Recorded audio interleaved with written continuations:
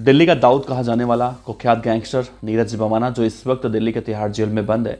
और नीरज बवाना के बारे में भी गाहे बेगाहे इस तरह की खबरें निकलकर सामने आती हैं कि नीरज बवाना अपने दुश्मनों को मारने के लिए किसी भी हद तक जा सकता है। ठीक वैसे ही जैसे गैंगस्टर लॉरेंस बिश्नोई भी अपने दुश्मनों को मारने के लिए किसी भी हद तक जा सकता है।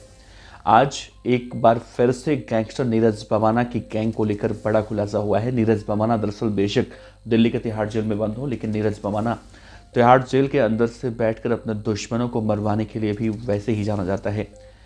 दरअसल दिल्ली के गैंगस्टर नीरज बवाना ने अपने गैंग के बदमाशों के जरिए एक ऐसे कुख्यात गैंगस्टर की हत्या करवाने की सोची थी, और न सिर्फ सोची थी बल्कि उसका पूरा इंतजाम भी कर दिया था।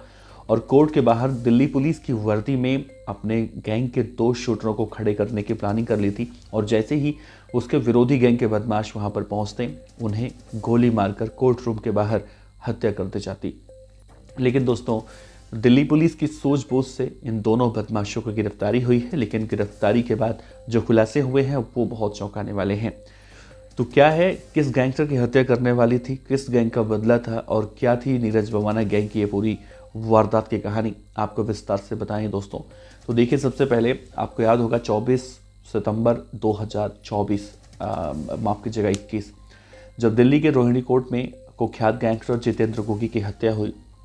और उस हत्याकांड में जितेंद्र गोगी को मारने वाले बदमाश वकील के वेशभूषा में आए थे, और उन्हें पता था कि जब जितेंद्र गोगी को कोर्ट में पेश किया जाएगा तो वकीलों के वेश में बैठे बदमाश पहले से उन्हें गोली मारकर उनकी हत्या कर देंगे। और यही हुआ। 24 तारीख का जब वक्त आया, जब गोगी की पेशी थी, उसे मार दिया गया।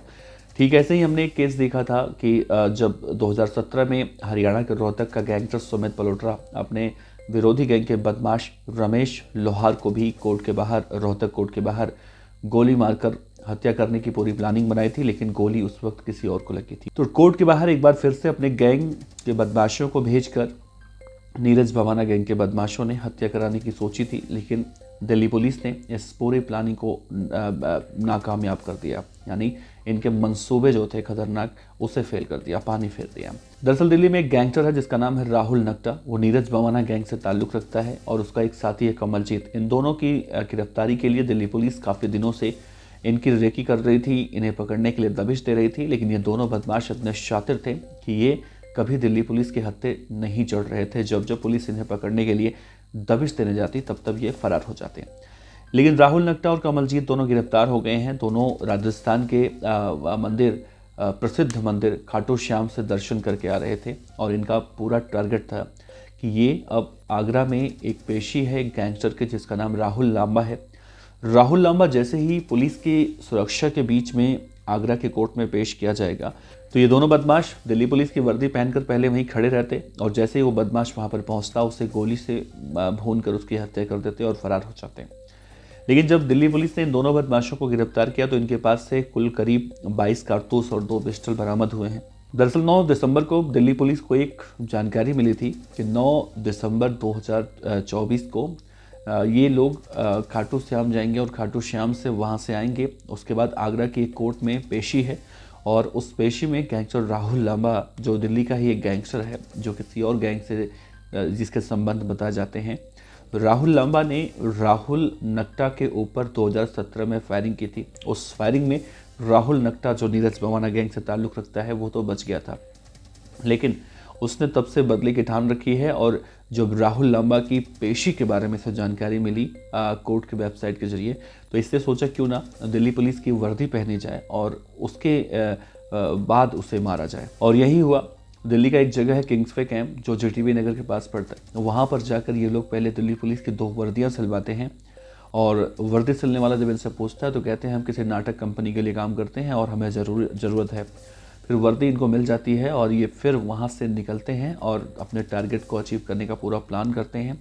लेकिन इनके बीच में एक और जानकारी मिलती है पुलिस को कि राजस्थान में भी इन्होंने पुलिस की वर्दियां लूटी थी। उसके बाद जब पुलिस ने अपने मुखबिर तंत्रों को बिछाया इस पूरे पड़ताल के लिए, तो जानकारी निकलकर सामने आई कि दिल्ली पुलिस की क्राइम ब्रांच जिस राहुल नक्टा को खोज रही है, वो राहुल नक्टा राहुल लांबा नाम के एक बड़े गैंगस्टर की हत्या करने की फिराक कर रहा है। सोचिए, अगर दिल्ली पुलिस की क्राइम ब्रांच ने नीरज बवाना के इस बदमाश और कमलजीत और राहुल नकटा को नहीं पकड़ा होता तो फिर से एक बार जितेंद्र गोगी की तरह एक बार इस तरह से हादसा या वारदात निकल कर सामने आता, जो कहीं ना कहीं बहुत ही ज़्यादा सवाल खड़े करता।